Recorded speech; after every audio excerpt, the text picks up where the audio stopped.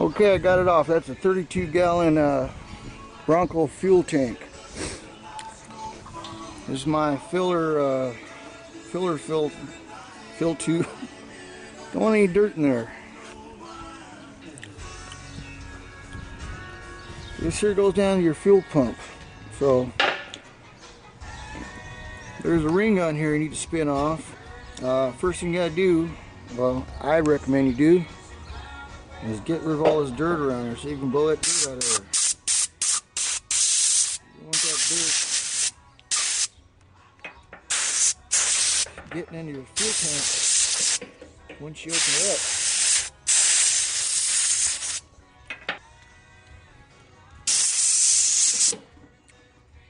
Another thing to remember, I still got gas in here, so you don't want to make any sparks around this thing. Look at the weather out here. It's nice and sunny. We got these big clouds. Kind of reminds me of my sister's house there in Ohio.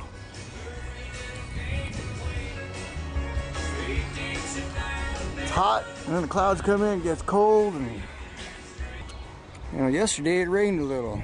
So kind of unusual weather for California.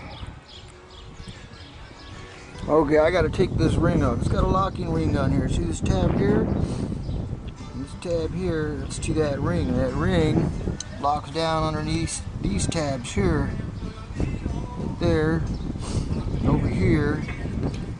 And then you see the end of the ring. It's got a little curve on the end here. It's like a stop. If it spins on, it'll stop on that tab here. I need to turn this ring counterclockwise.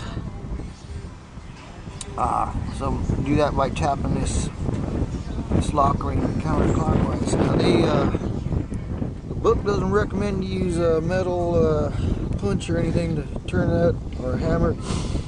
Use something like wood, because you don't want to make a spark, you know. You're working with gasoline here, flammables, you don't want to make any sparks. Now you could probably get your big screwdriver and a hammer and tap it around, but so we'll try to do it the right way.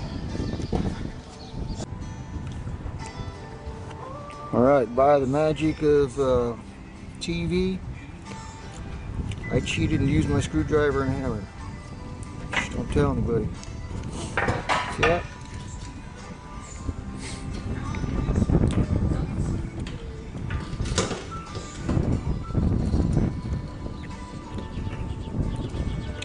That's a fuel pump. On the bottom there is your screen.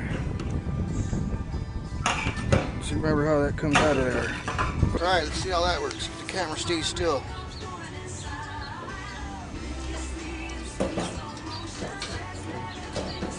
The wires to the pump. And, it's got gas in it, so you can get a little gas out of there, but you need to get the stupid filter out of there. I don't remember how it goes in there.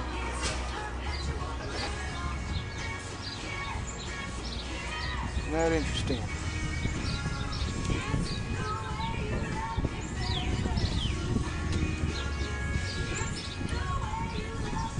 See the float. It's supposed to float.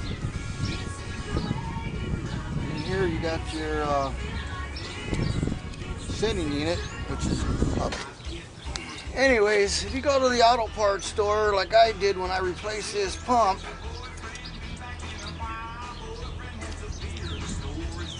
they had the pump, but they didn't have the sanding unit. This actually comes off here and it's separate. You know, the guy sold me the pump. I go, hey, where's the sanding unit? He says, that's it. I go, that's not it. Where's the sanding unit? Oh, that's extra. And they got to order it. It's going to be another, I think it was, I did this on a Saturday, so we won't get it till Monday.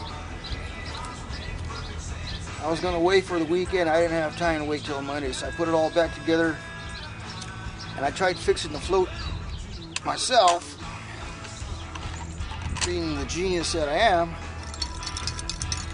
It had gasoline in it, so I drilled a hole in it, emptied the gasoline out, and then tried soldering it back up. While I was soldering it up, right before it cools, it would suck the solder back into the thing, into the float. So, hear that? Not good of a float that is. It's got solder in it. So, I'm gonna put the new float on there. It just clicks on. This is your. So like I said, it's got gasoline on it. You gotta be careful. And that's about it. We got a rubber gasket right here.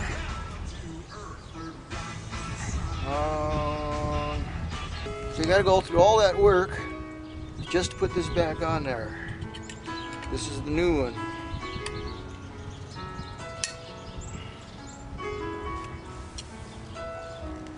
So slip that in there, slip the filter in there carefully, try not to rip it.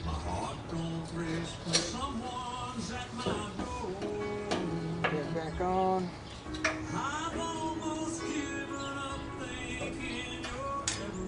You at Sirius 60 XM16, that's one click down. Gets underway Saturday. There we go.